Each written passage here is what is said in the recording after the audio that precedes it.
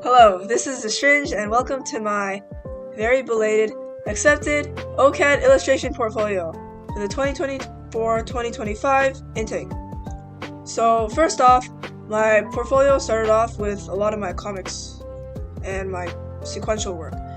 So this comic is a digital art piece about the relief of summer, and it served to show that 1, I can do digital, 2, I can do comics, and 3, that I have competent handling of color with the complementary blues and oranges. This next comic, even though it is a comic, just like the first, it serves a different purpose in that it demonstrates my handling of pencil and being able to draw hands realistically. And the subject matter was also different. It was about like parasocial relationships over the internet, and there's also like a reference here to the creation of Adam, I think, which adds another layer of depth, symbolism, you know the deal. Next, this was a long form comic to show that I have stamina to do bigger projects. 17 pages, I just submitted like a 17-page PDF. It's a comic about like things like friendship and mental health. Now, moving on from comics, we have this acrylic painting about overthinking. And in my artist statement, I wrote some spiel about like lorem ipsum and whatnot, but really, it was just to show that I can paint with acrylics and that I can paint big, because this is a pretty big painting. It's really important to put the size of your works in the description box so that they know, because the bigger something is, the more impressive it is, but it's hard to tell from just a photo. Now I have an animation which I will link in the video and in the description. The reason why I included this, it was about running a race, and it was to show, first of all, like narrative structure, like beginning, middle, climax, end, but also it's really good to include something that is not actually related to your program in your portfolio. So animation is still like illustration adjacent, but because it's something different, it shows that I had like versatility and I was like willing to try new things instead of just being like caught in a box, because you want to show that you have like a lot of variety in your work. Next, character design are in another medium, colored pencil, mainly to show like foreshortening and just like use of colors with the purple and yellow, and of course character design as a whole. In my artist statement, I sort of like made up this spiel about like heroes and westernization of immigrant children and diaspora and like Chinese culture and banana and stuff, which you guys can read because I will link all my artist statements below. But yeah, at the end of the day, it was just like character design, colored pencil. You get the deal. Next, another painting. I think this was to further like hammer in the point that I could use acrylics, because my handling of paint in this is a lot better than the first painting, but it's also a lot smaller, so it's less impressive. And it was about like surrealism and pop culture and the multiverse. But yeah, mainly acrylic paint handling. Here's a still life. It's really important to include observational like drawings from life. Again, a new medium, this time it's a marker, and like I guess like there's like movement here with like the lines, and in my artist statement I made up like a thing about like kinetic energy and like objects and like still life. That's not really still. I don't even know, guys. Now just a character illustration. This is my OC Caitlin, and it was used to demonstrate that I understood themes and like how to use color and lighting to create mood, because mood is like wildly important in illustration, and I wanted to create like the idea of strength through like just a standalone character. And last but not least, I have just like a very, very technical piece from observation, sort of like a self-portrait, because that's me, and this is like my hallway at school. 1 point perspective, pencil, Generally just to show like, oh, I can draw from life. I can draw refined things from life. And then in my artist statement, I wrote something about like how artists put themselves in their work and whatnot. Okay, so you're applying to OCAD and you're asking yourself, should I put this in my portfolio? Well, what you need to think about is, 1, what's the purpose of adding this piece to my portfolio? So you want to think technical versus ideation, which means that you want to show that you can do a lot of things technically, but you also want to show that you can draw a variety of subject matters and concepts and like different ideas. So that means like you want to have different mediums, like does it show a different medium? Does it show a different idea? That kind of thing. 2, is the concept or idea behind this piece meaningful? Does it represent me? So when you apply, your portfolio is what represents you. So ideally, you submit pieces that you're proud of or that you think mean something to you. Because the more deeper of a connection you have with the piece, the more likely the viewer, aka the people reviewing your portfolio, will resonate with it. And 3, remember, you only need one piece to show that you can do X thing. So you don't want to have pieces that show all like the same thing. For example, you only need one comic to show that you can draw comics. However, I had multiple comics in the start of my portfolio because each one showed a different thing. So I had 3 comics to reinforce the point, oh, I can draw comics. But one of them was long form, another one was pencil, another one was digital. So in addition to demonstrating my comic ability, they also demonstrated my ability to handle like different mediums. Now, the sketchbook portion. So this here is another still life done with like collage, receipts, colored pencil, and this time watercolor, which is another new medium. I put a lot of observational still life stuff in my sketchbook, as you'll see, because I wasn't very good at it. So I just drew like sort of incomplete things and put in the sketchbook, because drawing from life is very important.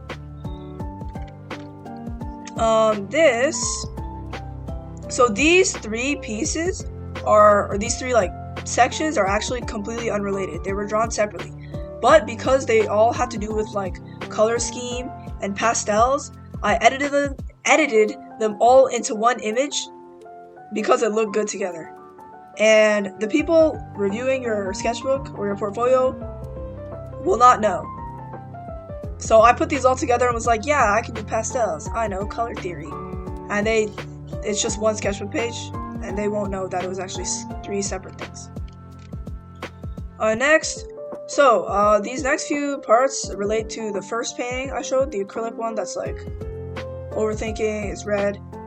This was the reference board I used, and so like some key like mood terms, because they really want to see all of your ideation, all of your process behind everything. So writing counts as process, reference counts as process, color studies, medium studies, all that is process. So this is the references I gathered, and this was like initial like digital color study of the painting. Then for the character design piece in my portfolio, these were like the initial sketches, initial colors, like notes, and these were like thumbnails for the comic book style thing on the left. And this was for my long form comic. So this was like the general like comic story plan. And you can see that like, oh, like there's just like screaming here. Your process doesn't have to be like polished. Your sketchbook will probably look better than your actual sketchbook because you're only including the good things, right? But even if your process is like a little bit goofy, that's like totally okay. Here's a reference board, initial character designs,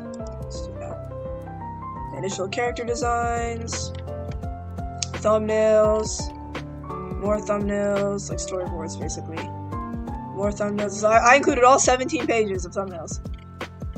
And now we enter some still life stuff.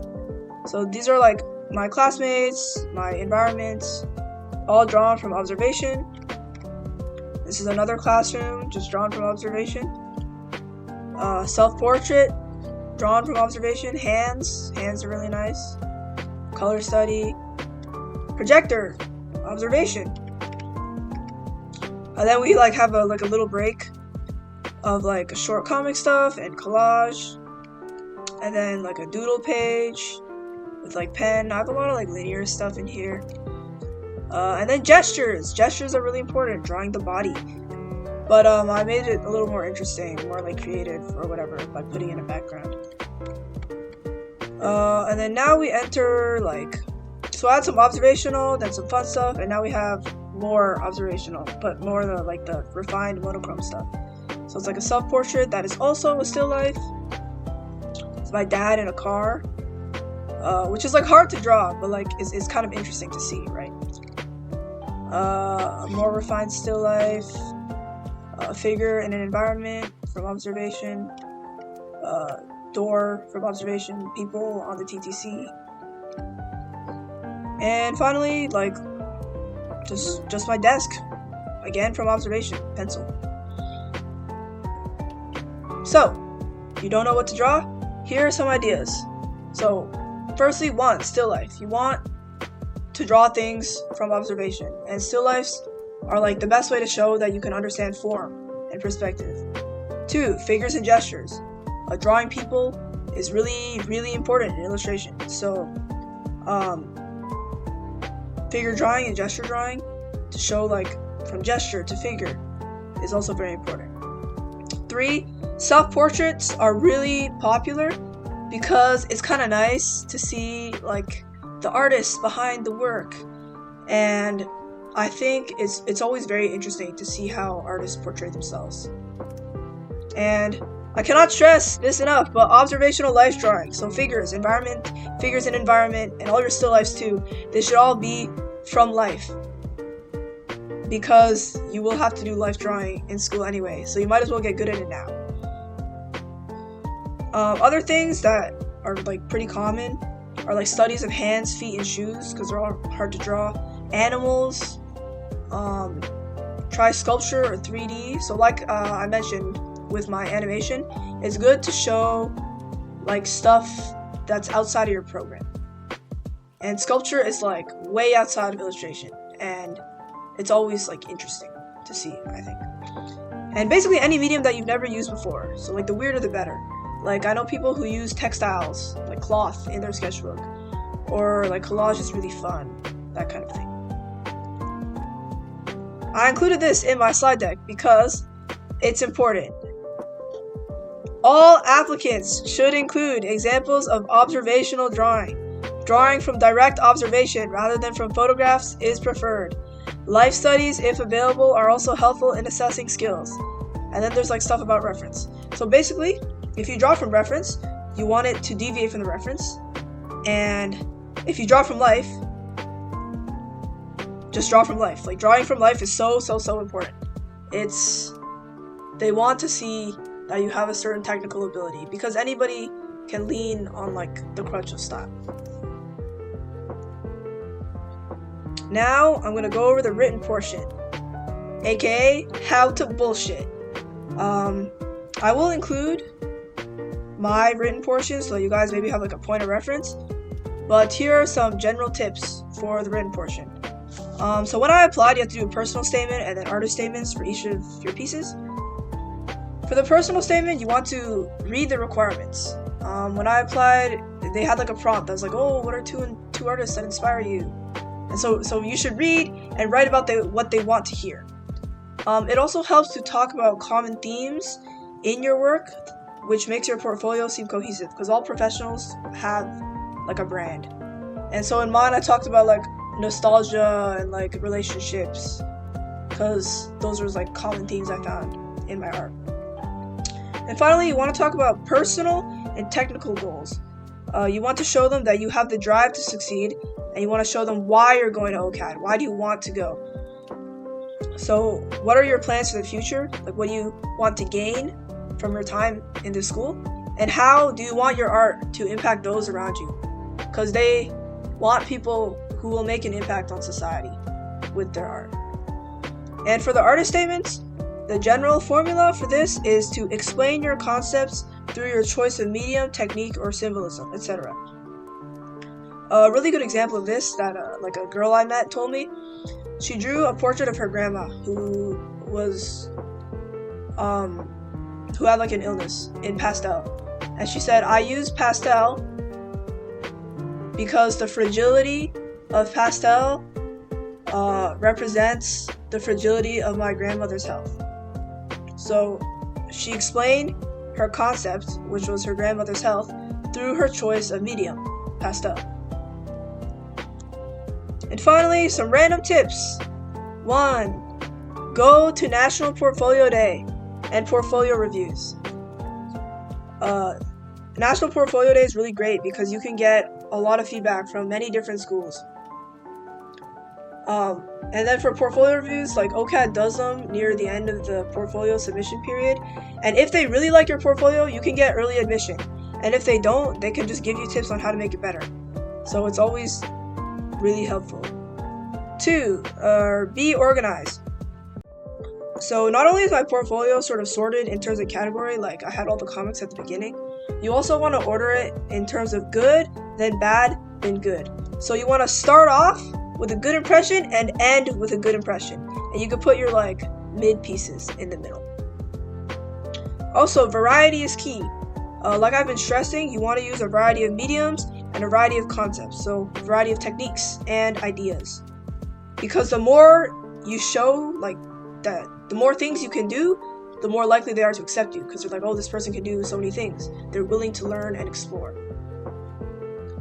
For reference, look at the OCAD illustration website, and if you can, visit GradX, which is the graduating exhibition, because then you can see what current illustration students are doing, like the graduating ones, and you can see like, oh, this is what like professional artwork looks like. They also come with artist statements, and so you can see, oh, this is how I can write about my ideas in a way that sounds deep and meaningful, even though all I wanted to do was draw something cool, right? In your sketchbook, you should show the process work of the pieces in your portfolio. So in my sketchbook, I had process work for my long form comic, my big painting, and my banana character design. Because if you do that, this allows your reviewer to see your process from start to end. If your sketchbook is disjointed from your portfolio, it's harder for them to understand your creative process and like who you are as an artist. Avoid fan art or relying on basic stylizations. So fan art is obviously a no-go because it's a derivative work and that's basically plagiarism. Like you want everything to be completely original. Obviously referencing is fine, but don't put in like Sonic fan art or just something like fan art in general. And for relying on basic stylizations, what's like commonly told is like don't put anime unless you're trying to make a point. I feel like use of style can be seen as a crutch, so you want to use it intentionally. My portfolio was basically kind of like anime-esque because my style is just kind of like that, but if you can, try to show that you can draw realism and style. Again, variety is key. Next, 70% of your portfolio should be program related and 30% of it should be other stuff. So by other stuff, I mean either like illustration adjacent, aka animation, or graphic design, or just like completely random stuff like sculpture. This is because, again, the point I made on variety, they know that you can do illustration because that's where you're going there for, but it helps to see that you can do other things because, like, once again, it shows a willingness to learn and a willingness to experiment. And like interdisciplinary arts are highly valued, just like in the professional workspace in general. So it's good to get a head start on that. Get people to critique your portfolio. This links into like the first tip, but also if you have friends, or even better, like if you know people who have graduated from art school or people who are professionals in the art field, ask them to critique your portfolio. Like sometimes they might give you bad critique. You don't have to follow everything. Or if you have nobody, that's okay. because you could just join the OCAD Discord which I will link in the description, and there is most definitely somebody who will be willing to help you. Because having other people like look at it with fresh eyes is insanely beneficial. Because when you've been staring at your art for so long, it's like everything starts to look the same. And last tip, start ASAP. Start as soon as you can. Because everybody wants to draw for themselves, but if you have a goal in mind, drawing pieces for your portfolio will make your portfolio more centered. It'll make it more effective than something that you've cobbled together from things you already have. Like I said, like you want to have like a general theme with your portfolio, so drawing things for your application will help with that, especially if you're like me and had 0 observational drawings.